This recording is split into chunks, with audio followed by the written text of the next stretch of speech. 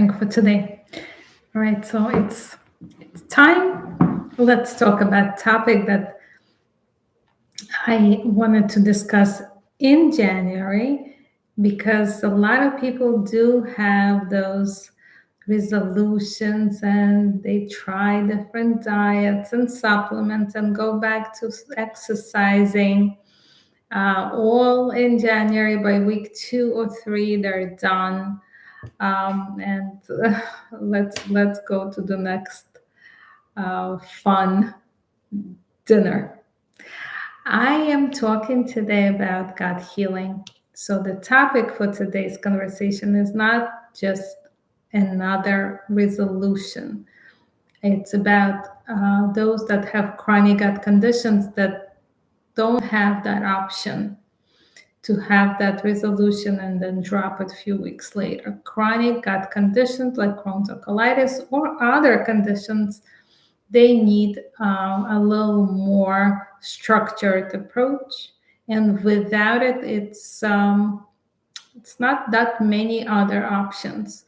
I do know some people that just prefer to not do supplements, diet protocols, lifestyle changes, and go give me that pill, and that's my choice. And of course, that's the choice that people take, and it works for some. For many, it doesn't, and that's why I've been in business for this long.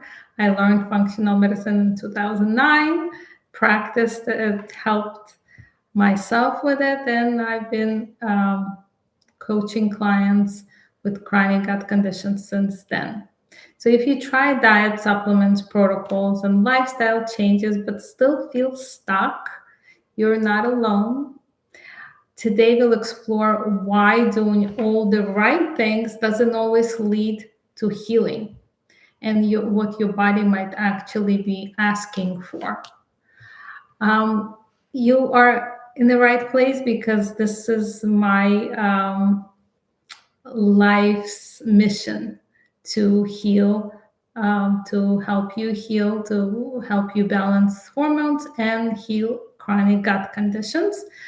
And if you've been trying to heal your gut that's out of balance, or hormones that feel that you're doing all the right things but not getting the results, you're exactly at the right place. I'm Dr. Ina Melamed. I am doctor of pharmacy, functional medicine practitioner, gut healing expert, and 2 times best-selling author. And I work in the coaching and functional medicine space, helping clients understand why their body is responding that way, the way the body is responding, and how to support it safely, sustainably. And let's talk about the question that comes up almost daily. Why isn't my gut healing? I've done this and I've done that, and how come I'm still not better? I want you to listen today, not for what you're doing wrong, but what your body might be asking for. Could be completely different things. Healing is not about perfection.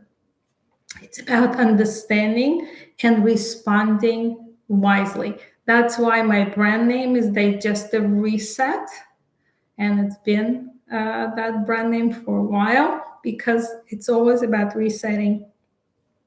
I've dealt with clients that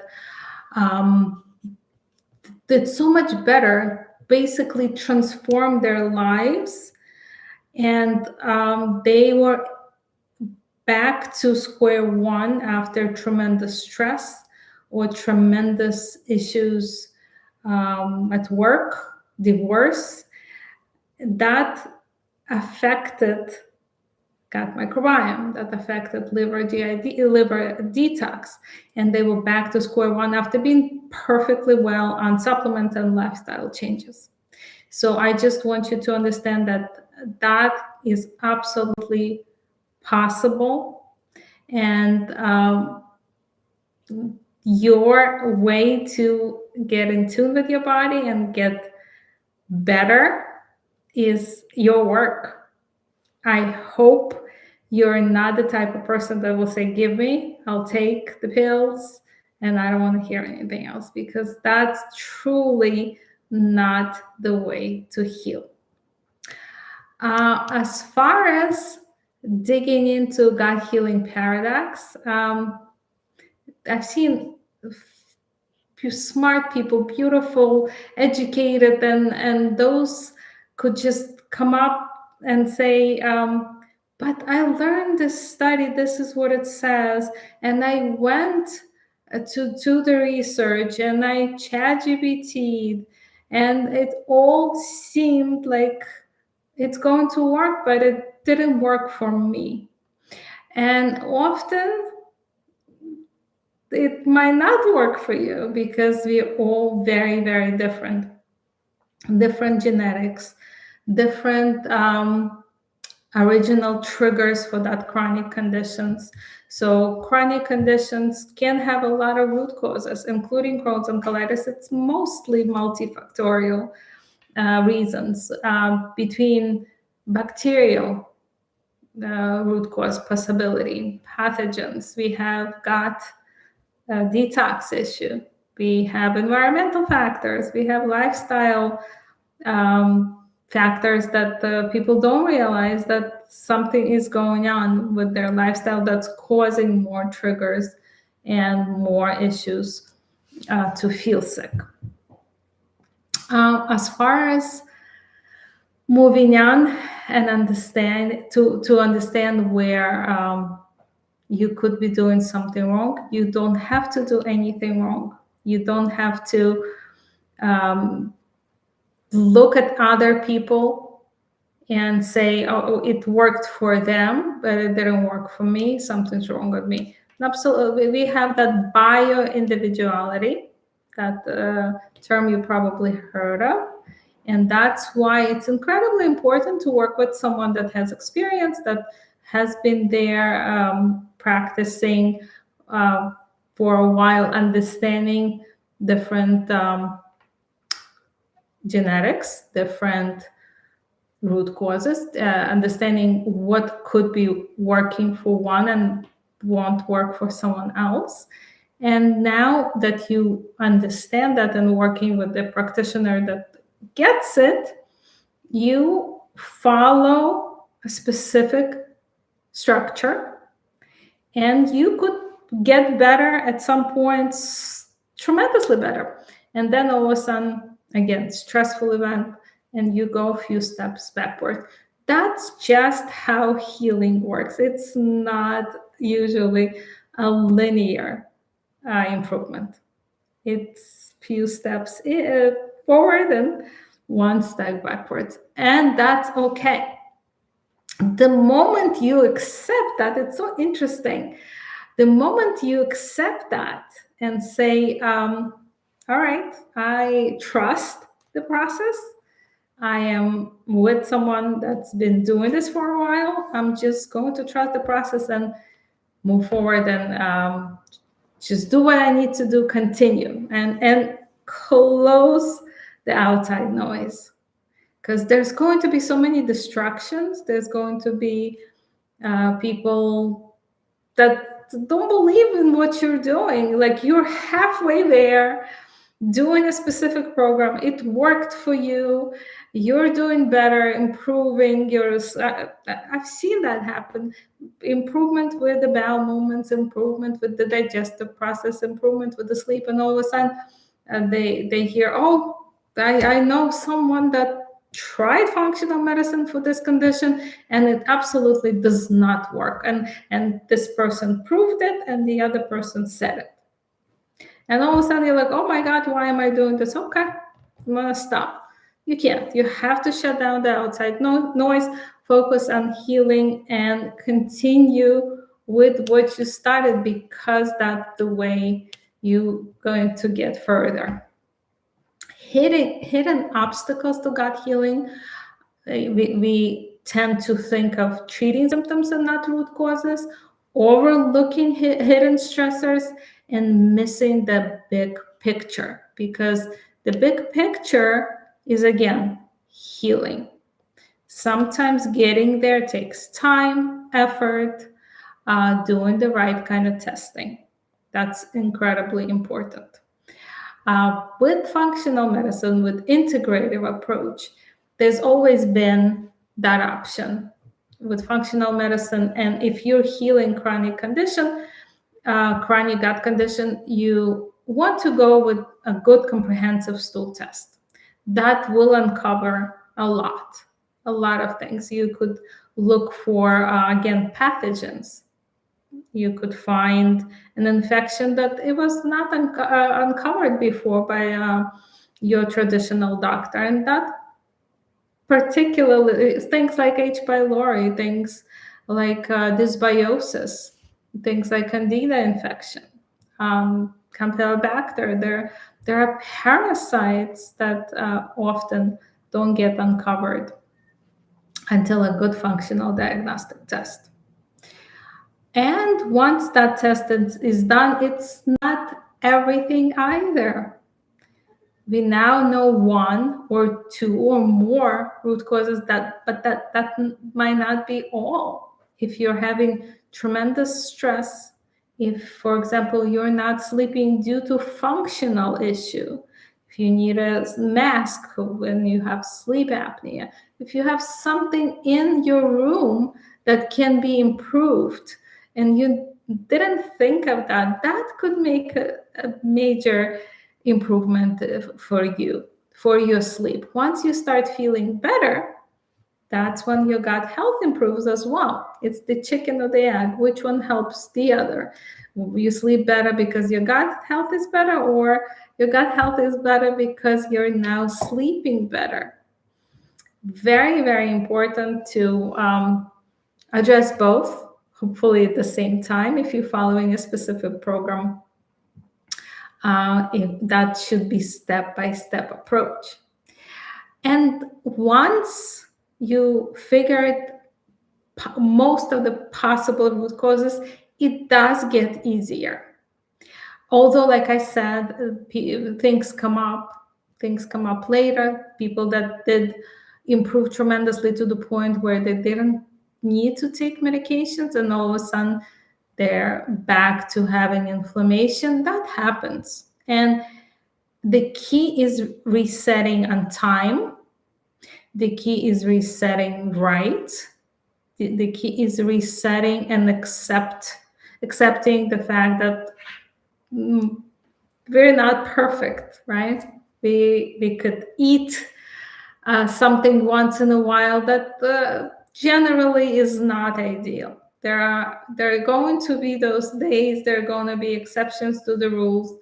If you're working with a practitioner that tells you strictly black and white, that's kind of hard to follow. So I highly recommend to work with someone flexible that understands the concept of resetting.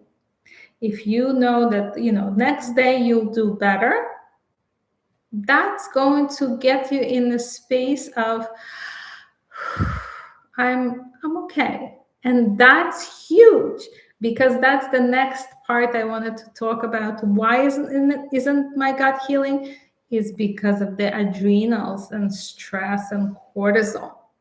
So you could be doing everything right. You could take things to support your leaky gut. You could take things, great probiotics, just the right probiotics for you because you already did the functional diagnostics and you've already uncovered the root cause and you addressing it.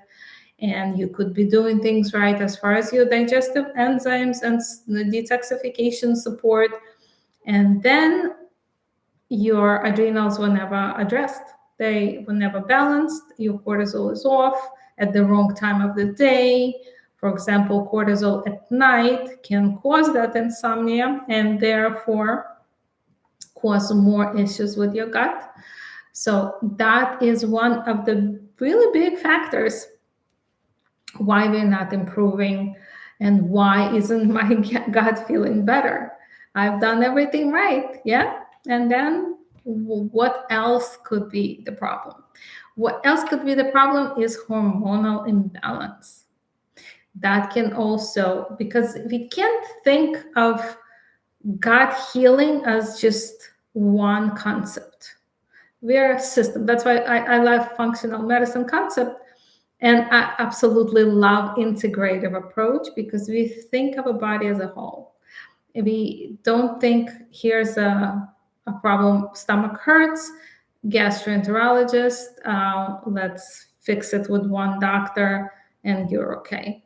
Yeah, definitely see your gastroenterologist if there's a need, except you have to understand that often that was a result of something else.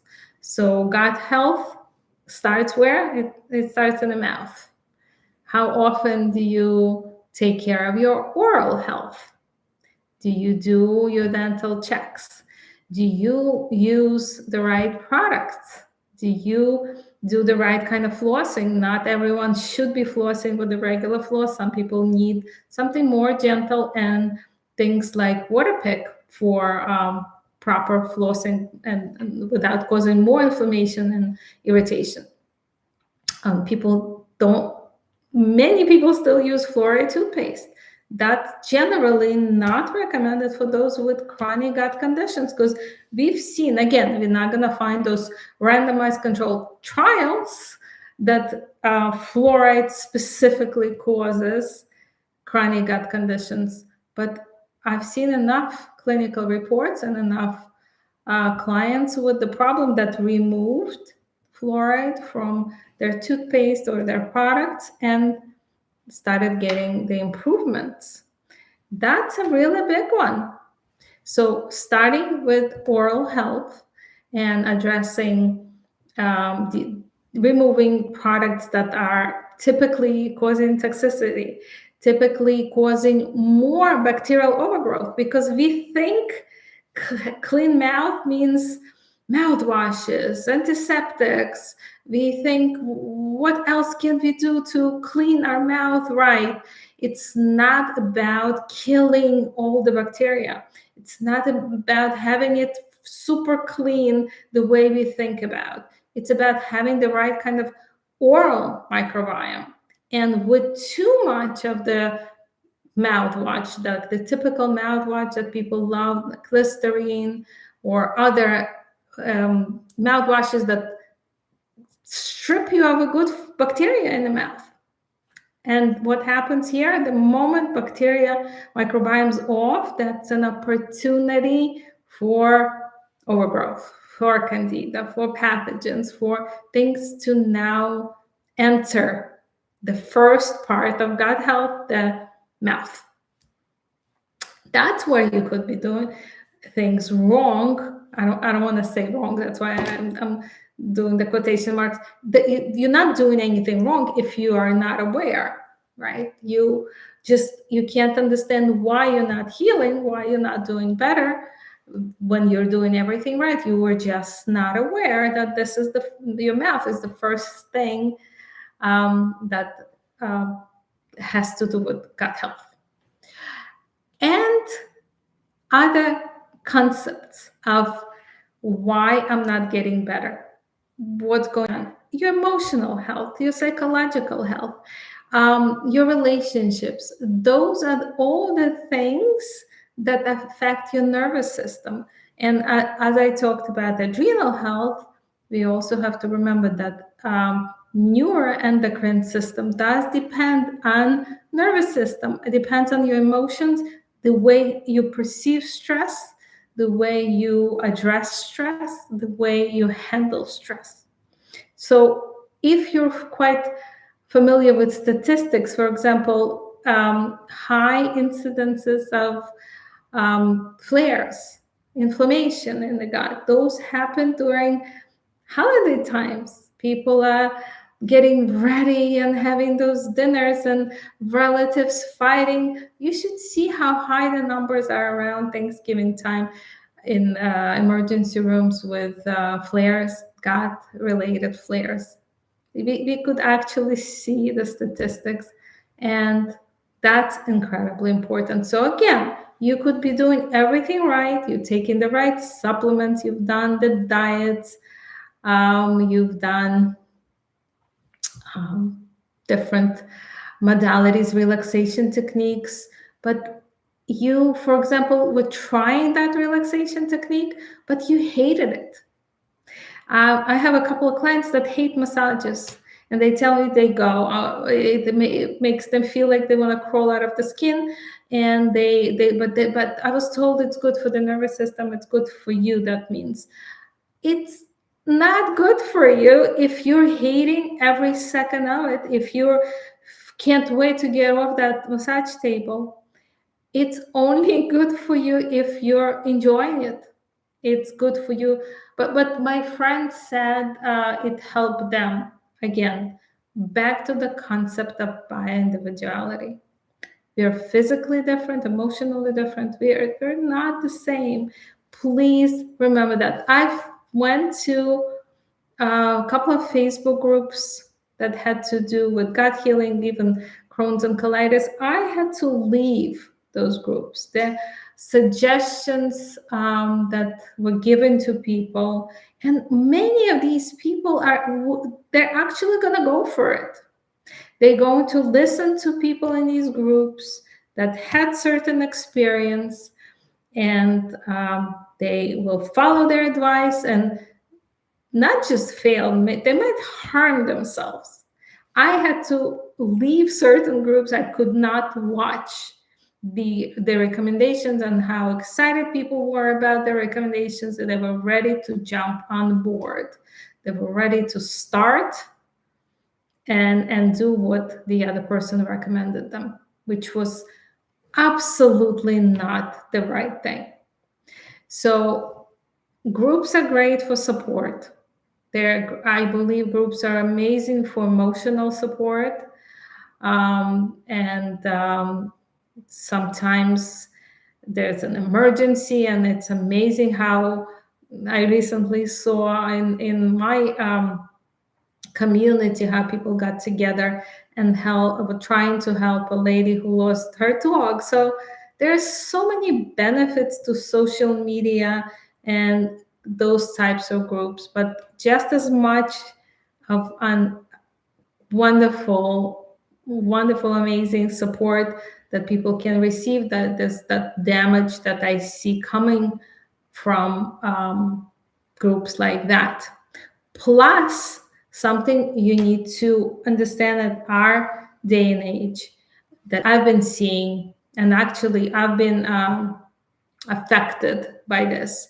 A lot of scams on these groups on social media. My Facebook page was taken away from me by someone in a different country. I could never recover it, so I had to start a new page. Then I had the page created with my face, with my credentials, selling supplements, and that was going on for a while until thankfully that profile was shut down. But my old profile still exists of me with my 10, 15-year-old pictures still there. I'm unable to shut down, and someone's actually communicating with people as is it's me. So very scary stuff going on out there. And I do want you to understand that you need to be very careful with AI. Things that are recommended